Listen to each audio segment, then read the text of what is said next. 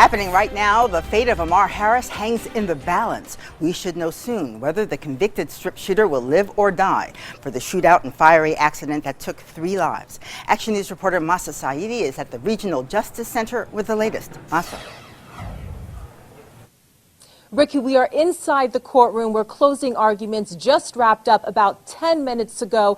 The fate of Ammar Harris is being deliberated by the jury right now. We heard pretty much what we've been hearing from prosecutors and defense attorneys and their short closing arguments. Inside that jury box, there were 16 people, all but 4 are women. They listened intently to both prosecutors and defense attorneys. We have no clues at all to what they were thinking. We could not tell by looking at them, but 12 of these people again right now deciding whether Harris lives or dies. Prosecutors argued that death is appropriate because of so-called aggravating factors. This was a triple homicide. They talked about the recklessness of this act, the violence, opening fire on the strip just because he felt disrespected, putting so many lives at risk and ultimately ending 3 innocent lives.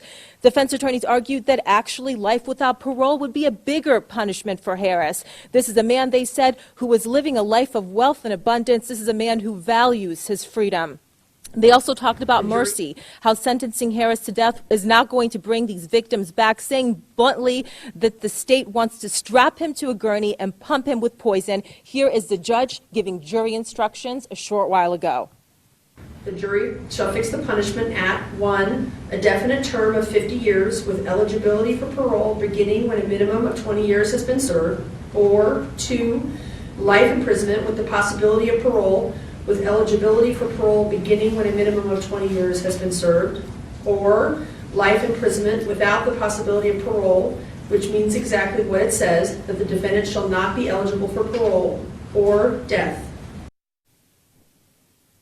In that jury room right now, 3 things are happening. They are considering aggravating factors. The jury must unanimously find at least 1 aggravating factor exists beyond a reasonable doubt. Then they're going to consider mitigating factors. They're going to be thinking about all of those things that defense psychologist was discussing yesterday, the emotional issues, the psychological issues that Harris endured, how he was molested at 7, raped at 11. Then finally, they're going to decide whether the death penalty is appropriate here. They have a couple of options. Back out here live.